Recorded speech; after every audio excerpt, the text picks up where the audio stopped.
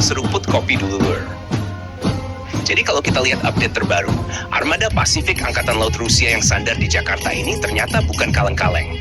Komposisinya cukup serius, terdiri dari korvet Gromky, kapal selam Petropavlovsk-Kamchatsky, dan kapal tunda Andrei Stepanov.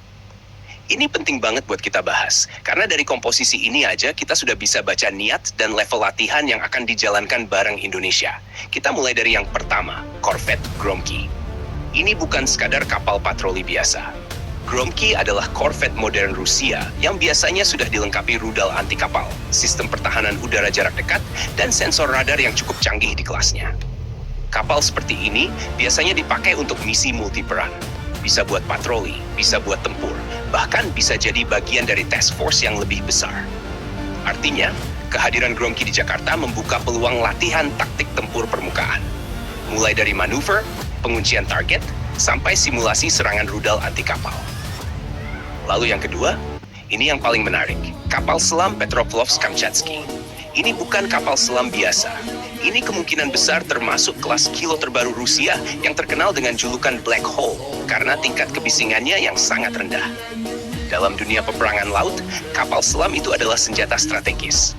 Dia bisa mengintai tanpa terdeteksi, menyerang tiba-tiba, dan jadi ancaman serius bagi kapal permukaan. Kalau kapal selam ini ikut dalam rangkaian kegiatan, berarti latihan yang akan dilakukan bukan cuma di permukaan, tapi juga menyentuh aspek bawah laut. Ini penting banget buat TNI AL, karena perang laut modern itu 3 dimensi, permukaan, udara, dan bawah laut. Dan Indonesia sebagai negara kepulauan sangat butuh kemampuan anti kapal selam atau ASW, Anti-Submarine Warfare. Dengan adanya interaksi langsung dengan kapal selam Rusia, ada peluang besar untuk belajar pola operasi, deteksi, dan respon terhadap ancaman bawah laut. Yang ketiga, kapal tunda Andrei Stepanov. Sekilas memang terlihat tidak terlalu tempur, tapi kapal ini justru punya peran vital. Dia berfungsi untuk dukungan logistik, manuver di pelabuhan, dan memastikan kapal tempur bisa beroperasi dengan aman saat sandar. Kehadiran kapal tunda ini menunjukkan bahwa armada Rusia datang dengan persiapan penuh, bukan sekadar lewat atau kunjungan simbolis. Sekarang kita masuk ke kegiatan yang dilakukan. Penyambutan dilakukan di Pelabuhan Tanjung Priok yang merupakan salah satu pelabuhan utama dan strategis di Indonesia. Acara ini dihadiri oleh perwakilan militer dari kedua negara, termasuk perwira tinggi Rusia dan TNI AL. Ini bukan cuma seremoni, tapi juga simbol bahwa hubungan militer kedua negara berada di level yang cukup serius. Lalu ada poin penting, selama kunjungan ini bukan cuma ada upacara, tapi juga dijadwalkan berbagai kegiatan seperti pertemuan kerja, interaksi antar personel, sampai pertandingan olahraga. Ini mungkin terlihat santai, tapi sebenarnya bagian dari diplomasi militer, karena hubungan antar personel itu penting. Dalam operasi gabungan, kepercayaan dan chemistry antar prajurit bisa menentukan keberhasilan misi. Dan puncaknya nanti adalah latihan bersama. Fokusnya jelas, manuver dan komunikasi.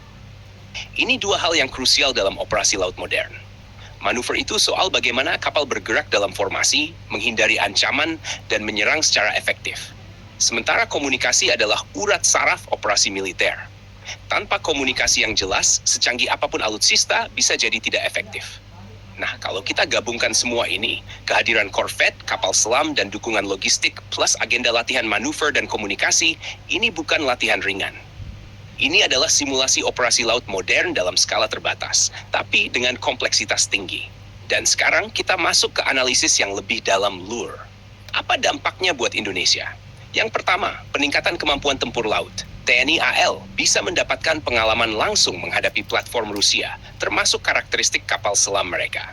Ini penting untuk meningkatkan kemampuan deteksi dan respon. Yang kedua, exposure terhadap doktrin militer Rusia. Setiap negara punya gaya tempur sendiri. Rusia dikenal dengan pendekatan yang agresif, cepat, dan mengandalkan kombinasi rudal serta manuver. Belajar langsung dari mereka memberikan perspektif baru bagi TNI AL. Yang ketiga, peningkatan daya gentar. Ketika Indonesia rutin melakukan latihan dengan negara besar, itu memberikan sinyal kuat ke kawasan bahwa Indonesia serius dalam membangun kekuatan militernya. Dan ini penting di tengah meningkatnya tensi di kawasan Indo-Pasifik. Tapi yang paling menarik adalah posisi Indonesia. Indonesia tetap bermain di jalur bebas aktif.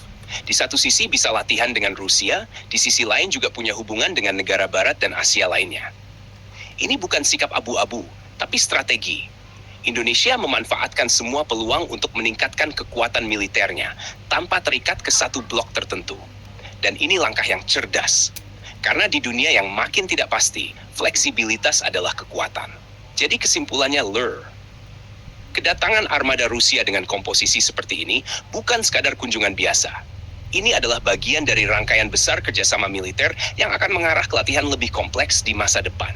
Ini tentang kesiapan tempur, peningkatan kemampuan, dan positioning Indonesia di peta kekuatan global. Dan dari sini kita bisa lihat Indonesia sedang naik level.